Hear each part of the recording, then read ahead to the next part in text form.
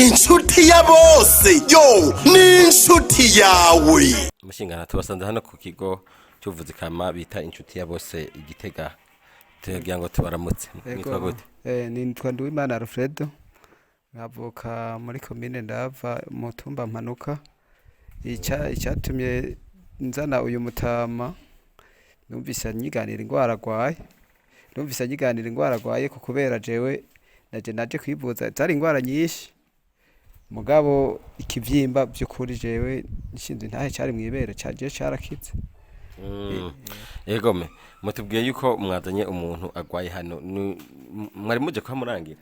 Twari tuje kwa murangira ukubera twari tumaze kuhaza iminsi igire ubu munsi wobagira gatatu.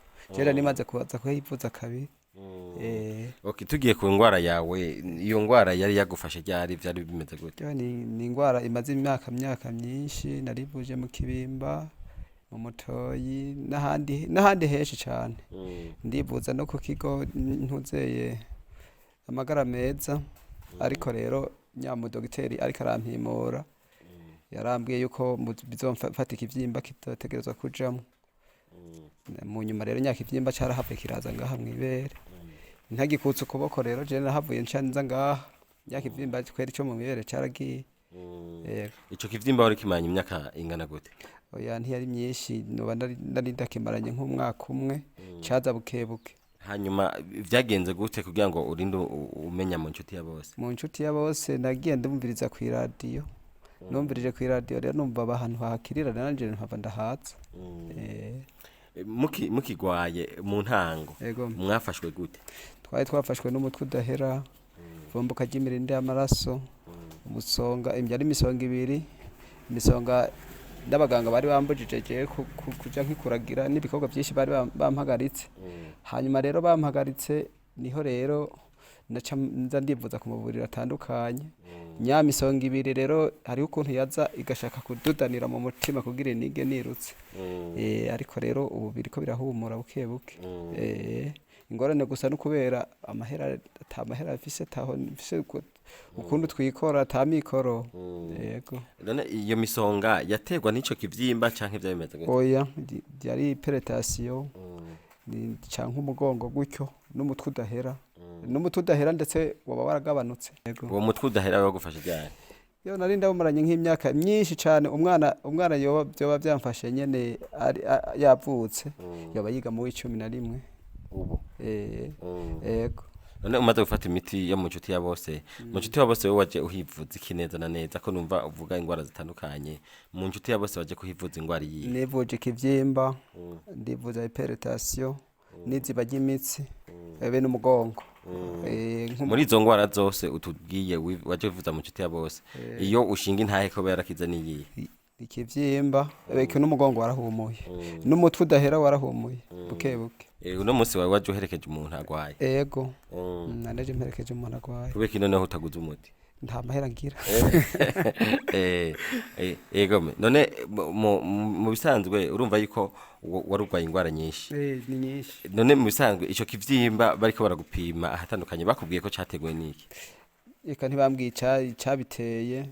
Barambwiye muzofata ko kizojamwo. Ntibambwiye cyagiteye. None ubwa mbere bari bagupimya kubwiye ko ufise umugedo cyo guteka ivyimba? Yari yabimbwiye. Hama amikora bamake ko kubera na nyamiti yari izimvye nivuje muvurira atandukanye naje uburyo nari mfise bwari bwamperanye.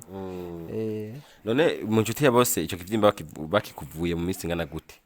Nafashe imiti naje ngaha kabiri gusa.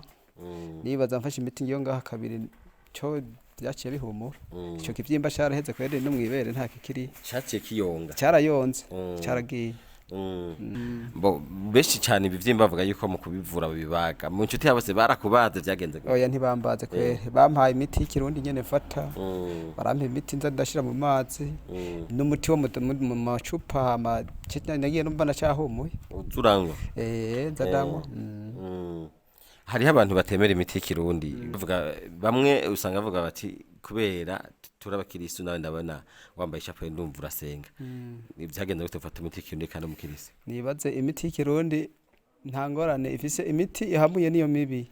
Imiti ihamuye byo bavuga ngo gushingamwe imbugita ngo genda bwira gutya ijya ihamuye niyo mibi.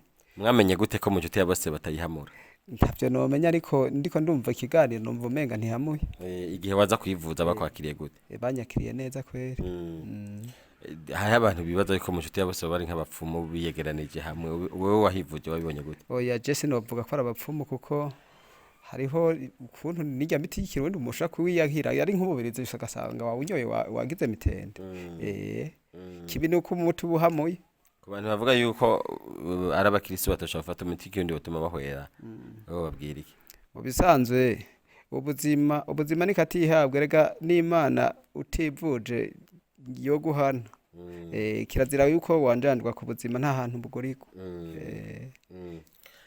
abandi bantu bavuga bati imiti y'ikirundi yo mu nshuti ya bose irazimvye we nk'uwahivuje aho wabibonye gute ndiko ndaraba ukuntu nahivuje nibaza yuko ni hamwe amikoro y'abantu gusa ari make ntiyo bizimvye kuko ndimbe nk'ico kivyimba nariko cibagica ku mahera menshi ubu rero cakize utarinze kubagwa yego cakize ntabazwa ugereranije rero n'amahera mu baguciye ubona agereranye canke ni menshi oya ntiyo bari menshi cane no kubera ari amikoro ari make abarundi twamaze gukena yego none muta ku bandi bantu bataramenya ikigo cy'ubuvuzi kama canke ngo bamenye ko imiti y'ikirundi ari ngirakamaro wowe babwira iki nk'umuntu wayikoresheje je no babwira yuko imiti y'ikirundi ifise akamaro gose kuko nabijya binini dufata ndetse ndazi yuko biva mu miti y'ikirundi kiretse ugiye gufata ibinini buryo ugiye gufata n'ibinini bitegezwa kuva mu miti y'ikirundi